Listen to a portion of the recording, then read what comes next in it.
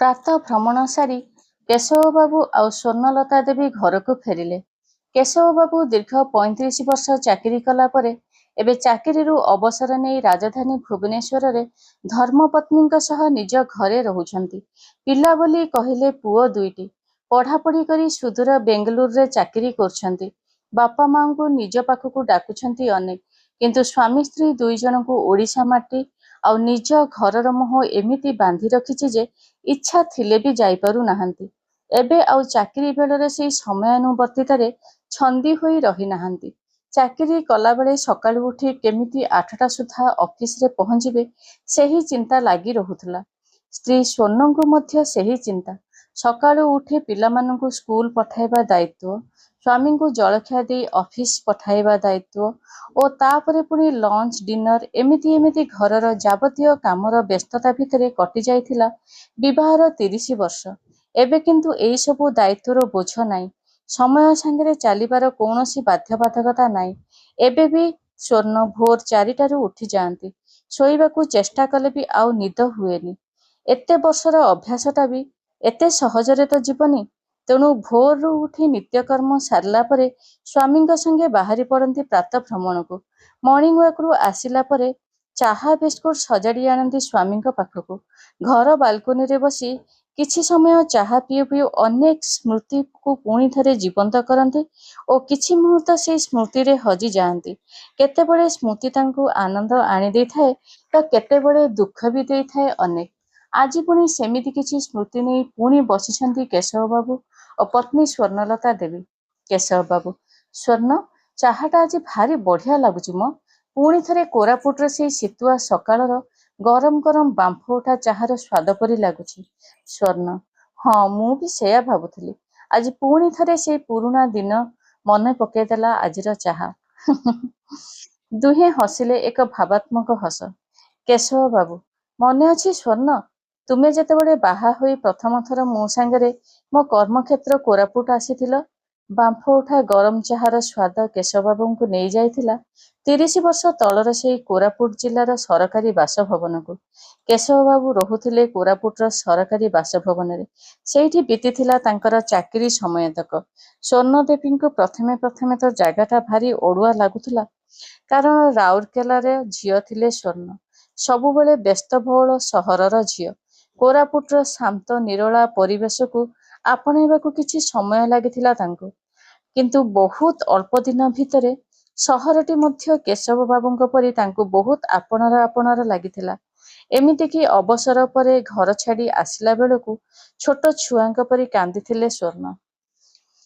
କୋରାପୁଟର ରହଣି ସମୟରେ କେତେଗୁଡ଼ିଏ ଘଟଣା ସ୍ୱର୍ଣ୍ଣଦେବୀଙ୍କୁ ବାଧ୍ୟ କରିଥିଲା ସେଠାକାର ଜୀବନଶୈଳୀକୁ ଓ ତାର ଅଧିବାସୀମାନଙ୍କୁ ଏକ ସ୍ନେହ ପ୍ରେମରେ ବାନ୍ଧି ଦେବାକୁ। ଆଉ ଏମିତି ହିଁ ସେ କୋରାପୁଟ ଆଉ ତାର ମାଟି ପାଣି ପବନ ସାଙ୍ଗରେ ଏତେ ନିବିଡ଼ ବନ୍ଧନରେ ବାନ୍ଧି ହୋଇଗଲେ। ସେଇ କିଛି ହୃଦୟସ୍ପର୍ଶୀ ଘଟଣା ମଧ୍ୟରୁ ଆଜି ସ୍ୱାମୀ ସ୍ତ୍ରୀ ଦୁଇ ଜଣଙ୍କ ସ୍ମୃତି ଗୋଟିଏ ଅତ୍ୟନ୍ତ ଆନନ୍ଦ ଆଉ ଖୁସିର ଦିନଗୁଡ଼ିକ ପାଖକୁ ଚାଲିଯାଇଛି। କଥାଟି ଏମିତି: ରବିବାର ସକାଳ 6ଟା, ଶୀତ ଦିନ। କୋରାପୁଟର ଶୀତ ଯିଏ ଅନୁଭବ କରିଥିବ ସେ ହିଁ ଜାଣିବ। ହାଡ଼ଭଙ୍ଗା ଶୀତ। କମ୍ବଳ ରେଜାଇ ଭିତରୁ ବାହାରିବାକୁ ଜମା ମନ ହୁଏନି। ସ୍ୱର୍ଣ୍ଣଦେବୀ କିନ୍ତୁ ସକାଳୁ ସକାଳୁ ଚାହା 2 କପ୍ ଧରି କେଶବବାବୁଙ୍କୁ ଉଠାଇଲେ। ଅଳସ ଆଉ ଶୀତ ଲାଗୁଥିଲେ ବି କେଶବବାବୁ କୁନ୍ଥୁ କୁନ୍ଥୁ ହୋଇ ଉଠି ମୁହଁ ଧୋଇ ଚା କପ୍ଟିକୁ ପାଟିରେ ଲଗଉ ଲଗଉ ସ୍ୱର୍ଣ୍ଣ କହିଥିଲେ, ଏଇ ଶୁଣୁଛ, ଆଜି ଟିକେ ରବିବାର ହାଟ ଯାଇଥିଲେ ହୁଅନ୍ତାନି? କଥାଟା ଶୁଣୁ ଶୁଣୁ କେଶବବାବୁ କହିଲେ, କାହିଁକି? ଘର ପାଖକୁ ତ ନିନିମାନେ ପରିବା ବିକିବାକୁ ଆସୁଛନ୍ତି, ତୁମର ଯାହା ଇଚ୍ଛା ରଖିଦଉନ। କିନ୍ତୁ ସ୍ୱର୍ଣ୍ଣଙ୍କ ଆଜି ଭାରି ମନ ଯେ ସେ ସାପ୍ତାହିକ ରବିବାର ହାଟ ବୁଲିଯିବେ ଆଉ ହାଟରେ ନିଜ ମନପସନ୍ଦର ଜିନିଷ କିଛି ଆଣିବେ। ସ୍ୱର୍ଣ୍ଣଙ୍କ ଜିଦି ଆଗରେ କେଶବବାବୁଙ୍କର ସବୁ ବାହାନାର ଫସର ଫାଟିଗଲା। ଆଉ ଅନିଚ୍ଛା ସତ୍ତ୍ୱେ ବାହାରିଥିଲେ ସ୍ତ୍ରୀଙ୍କ ସାଙ୍ଗେ ହାଟକୁ।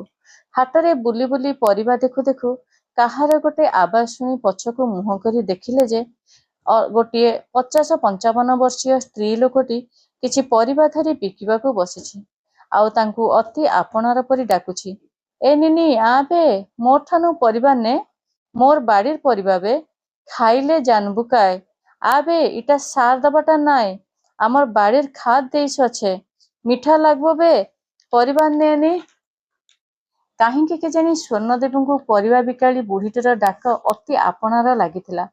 ସତେ ଯେମିତି ତାଙ୍କ ନିଜର କିଏ ଡାକୁଛି। କିଛି ଦୂର ଚାଲି ଯାଇଥିଲେ ବି ଫେରିକି ପଛକୁ ଆସିଲେ ବୁଢ଼ୀ ପାଖକୁ।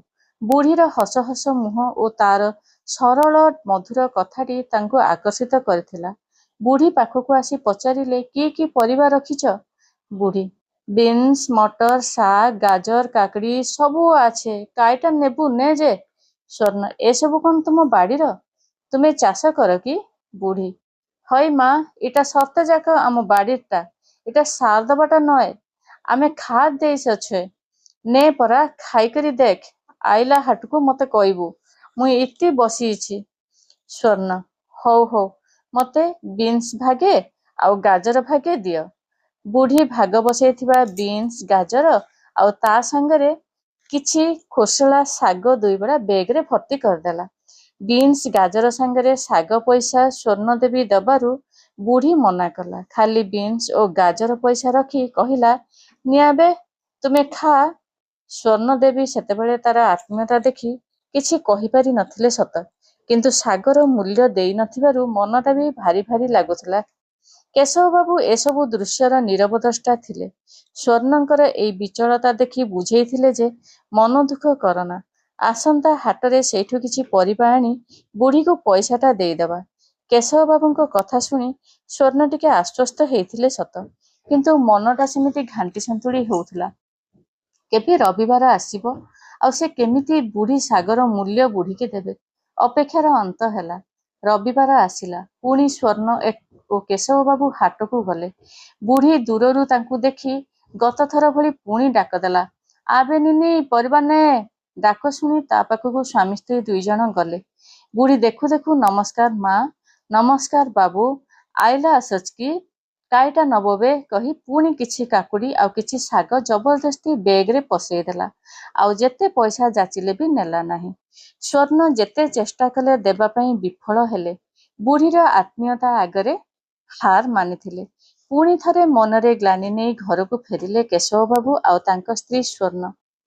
ଘରେ ଏବେ ଖାଲି ସ୍ୱର୍ଣ୍ଣ ନୁହନ୍ତି, କେଶବବାବୁ ମଧ୍ୟ ଚିନ୍ତାରେ ପଡ଼ିଲେ ଯେ କିପରି ବୁଢ଼ୀର ଆତ୍ମୀୟତାର ଋଣ ଶୁଝିବେ।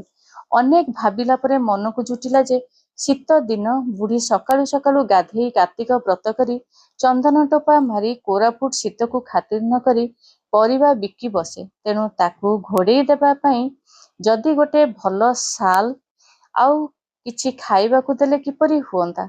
ଶେଷକୁ ସେୟା କଲେ ସ୍ୱର୍ଣ୍ଣଦେବୀ ଆଉ କେଶବବାବୁ। ରବିବାର ଦିନ ସକାଳୁ ଉଠି ପୂର୍ବରୁ ବୁଢ଼ୀ ପାଇଁ ଆଣି ରଖିଥିବା ଶାଲ ଓ କିଛି ବିସ୍କୁଟ ପକେଟ ଧରି ସ୍ୱାମୀ ସ୍ତ୍ରୀ ହାଟକୁ ବାହାରି ପଡ଼ିଲେ। ଆଉ ମନେ ମନେ ଭାବିଲେ ଯେ, ଏଥର ଯେମିତି ହେଲେ ବୁଢ଼ୀକୁ ନେଇଥିବା ଜିନିଷ ଦେଇ ଋଣମୁକ୍ତ ହେବେ। ପୁଣି କିଛି ବୁଢ଼ୀକି ଦେଲେ ଆଉ ବିନା ମୂଲ୍ୟରେ ଆଣିବେ ନାହିଁ।